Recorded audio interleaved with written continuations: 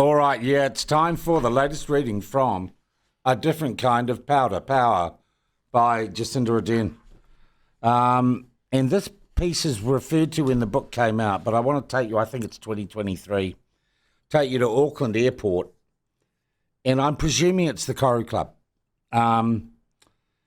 Jacinda's travelling with a couple of staff members, and she goes into the bathroom. And there's a woman, she describes her, she was maybe 50 or so, wearing a bright blue stretch top and large, plentiful jewellery.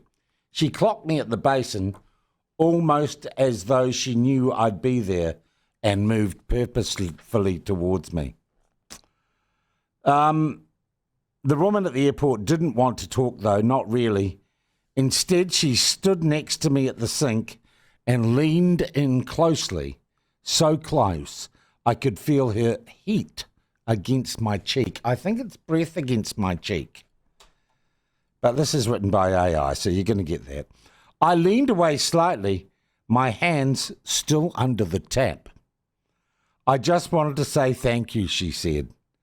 There was a brief beat, and this is timing. Every good joke or put down's got to have timing. There was a brief beat before she added, thanks for ruining the country. She then turned on her heels and disappeared into a bathroom stall, leaving me standing there as if I were a high schooler who'd just been hazed. What I wouldn't have given, in a non-creepy way, to have been a fly on the wall there. I considered rapping at her stall door. I'm sorry, I imagined asking through the door. Would you mind being more specific? It's just that you ruined the country is quite a broad statement, given that there are near infinite ways to ruin a nation. Do you mean ruin the economy or the health system? I'm sure I have any number of retorts, but first I need to know what exactly do you mean? Instead, I dried my hands and walked out. So that's what she imagined saying to this woman, but she didn't. She walked away. Obviously, not all my conversations during the years had been friendly, and that's fine. I'd grown up around debate, and I'd had plenty of discussions with people who didn't agree with my politics, though not people who pooed their pants in Mirrapara, as we know from earlier in the book. Sean, this incident in the bathroom, she says, this incident in the bathroom felt like something new. It was the tenor of the woman's voice, the way she'd stood so close, the way her seething, non-specific rage felt, not only unpredictable, but incongruous to the situation. It wasn't unlike the time, inside a shopping centre, a father had asked me to take a photo with his daughter, a young woman in a wheelchair. I'd crouched down with the girl, smiling broadly, one eye on Neve, who was waiting nearby. A woman alone had walked up behind the father as he held up his phone to take a picture. The woman waited for a few moments until I glanced over. When our eyes met, she raised both middle fingers at me, her face a map of indistinct fury. Then she walked away. What was happening? Whatever it wasn't contained to New Zealand. Something had been loosened worldwide. We're getting quite conspiracy theory here. Around the world, I heard stories of not just politicians, but public servants with profiles, especially those who worked on COVID, being followed in the streets and harassed, and sometimes worse. A few months earlier, Shinzo Abe, the former Prime Minister of Japan, the quiet but serious man who had told me how sad he was when my cat died, who had helped finalise the CPTPP trade deal, was shot and killed by a member of the public who believed him connected to a church he blamed for his family's destitution.